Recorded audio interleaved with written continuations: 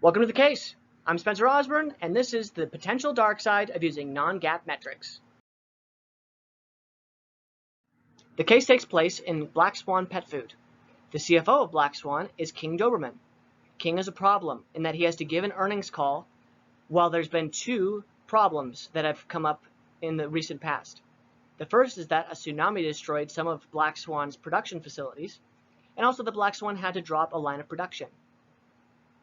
He is overjoyed to hear from his associate, Loyal Doge, that non-GAAP measurements can make the financial health of the company look a lot better. And they come up with some ways and metrics to make the company look better by using these metrics. Debbie Doberman has issues with these because she knows that some of these metrics are misleading and could cause trouble for the company. Doge and King might argue that because their competitors use non-GAAP metrics, they are justified in using these inappropriate metrics, and that these metrics would give investors a truer sense of the company's financial health, which would be all around better for the company. So what's at stake here? The truth is that investors are actually more skeptical of non-GAAP metrics than they are of GAAP metrics. This results in them staying away from companies that rely too heavily on non-GAAP metrics to make themselves look good. This can result in companies having their share prices go down, which is the opposite of what Black Swan wants to happen.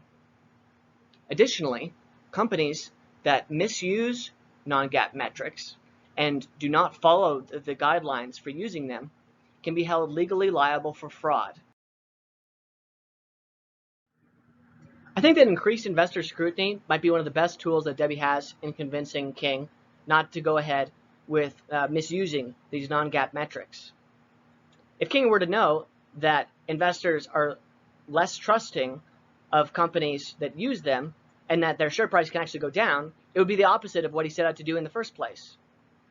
Additionally, if he were to know about the legal ramifications potentially for him and the company when it comes to fraud, that might push him away from using the non-GAAP metrics. And also, he might not be aware that there's any guidance or prohibitions about using them.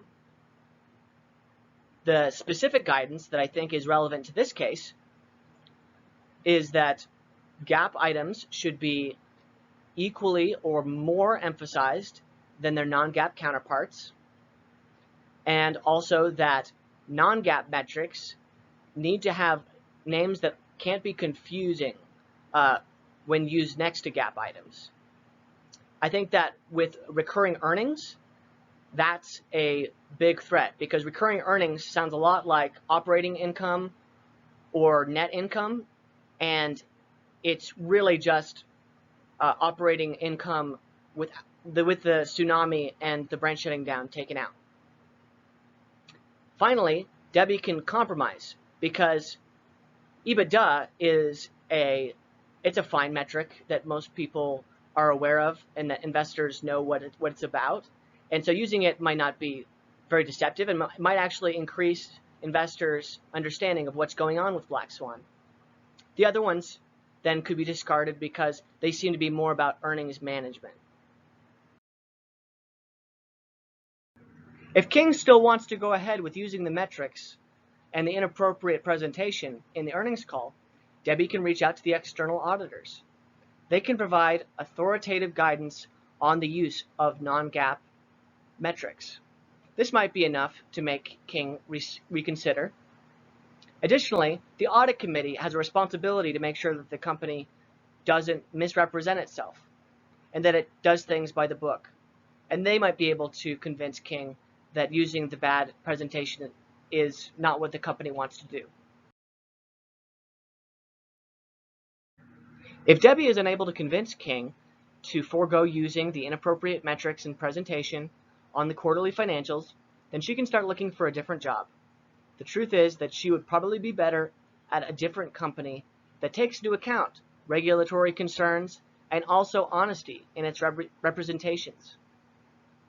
Also, the SEC found General Electric's bad GAAP representations, and it will probably find Black Swan's. That's because financial statements are actually published.